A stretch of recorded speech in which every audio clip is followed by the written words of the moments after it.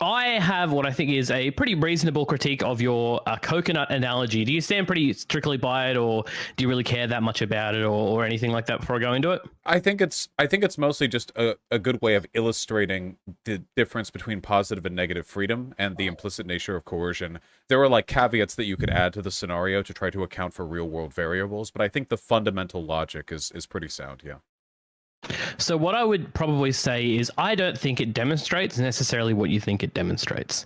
I think when we when we tweak the analogy a little bit, that we start to have problems with it that tend to show it's showing something else rather than that idea of coercion. Because if it's that idea of coercion you're trying to show with it, it leads to an infinite regress. So the thing I'd point out specifically is that the initial analogy sort of showed like us for like it's two people on a coconut island, right? Mm-hmm.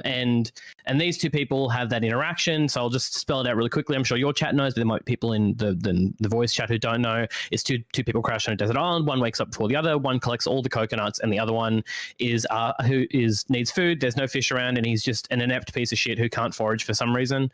But that's fine, you know.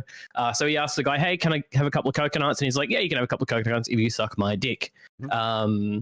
So people would think that that's obviously an abhorrent situation to be in, and I would be tending to agree. Now, my contention here would be that if we change certain parts about that analogy, not too much, obviously, so it's not warped beyond the point of where it's unrecognizable, but if we have something like, instead of a dude crashing on a desert island with another person who woke up and collected the coconuts, right? If we have, say, a dude crashing on a desert island, but there's already a group of people there, say some kind of commune, and they have collected the coconuts in preparation for winter, right? And they've got all their food in their winter stores. And this dude goes and asks them the same question, is that the level of coercion is going to be about the same. They're just going to ask him, hey, you can suck all our dicks, so you can suck my dick because I'm the coconut manager or whatever, right? And those exchanges are still going to be the same. It doesn't seem to show coercion under capitalism.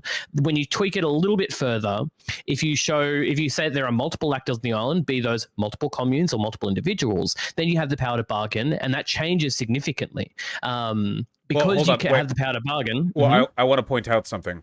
The coconut analogy isn't fundamentally a critique of capitalism. It's a critique of the idea that you have free association when you have needs that can only be met with things that you don't already have. That would be applicable in essentially any system. The problem that I have is that a lot of capitalists will make the argument that you have the free choice to work, that it's something that you can choose to do, that we have a system that has maximized people's individual free will. And that's what I disagree with. In reality, of course, we need things that other people have, and the system mandates we take that. But I agree. I think that, virtually any economic system would involve that kind of coercion to some extent. I just think it's important we know that it exists.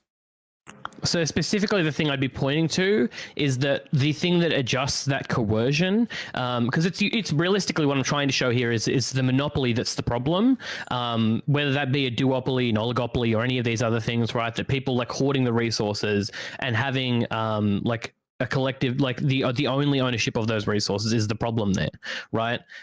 So the thing that I'm trying to point out here, and the thing that I was going to get to, was it seems to be that the ability to bargain and the ability to work within market systems seems to alleviate that to an extent. Now, obviously, like I mentioned before, you can have the aforementioned oligopoly and duopoly, but those are things you can capture by regulatory capture.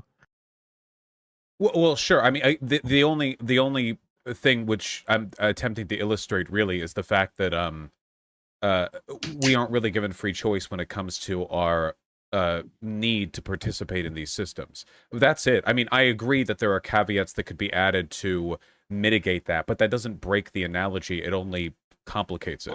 Even if you have an incredibly complicated market system that means there are 1,000 different ways you can sell your label to get this, that, or the other, the fact remains that there is something you need, and you can only get it by participating in a system that you may not want to participate in, which kind of destroys the idea of meaningful free association. Okay, sick. So you'd agree that that's in any system, like including like some communist system or some like a level system, that these aren't necessarily just, obviously, like you mentioned before, just a capitalism, but the solution here would be some level of welfare floor or whatever, and some sharing of resources and some level of market engagement. Is that correct? Yeah, it can be mitigated, certainly, with UBI or anything else like that. But when I was talking with Adam Kokesh, which was the first place that originated that meme, it was more about like understanding the fact that we don't really freely associate our way into jobs. That's the whole libertarian meme, right? That free association dictates market forces. But in reality, there isn't free association. You know, you have to work or you starve. So I was trying to illustrate it that way. I acknowledge that there would be an element of this present in almost any system that I could imagine. Okay, sick, because literally every time I've spoken to someone about this, I raised this critique a couple of months back. I've had people hit me up pretty often about it. I'm glad to hear it from the word of the big man himself.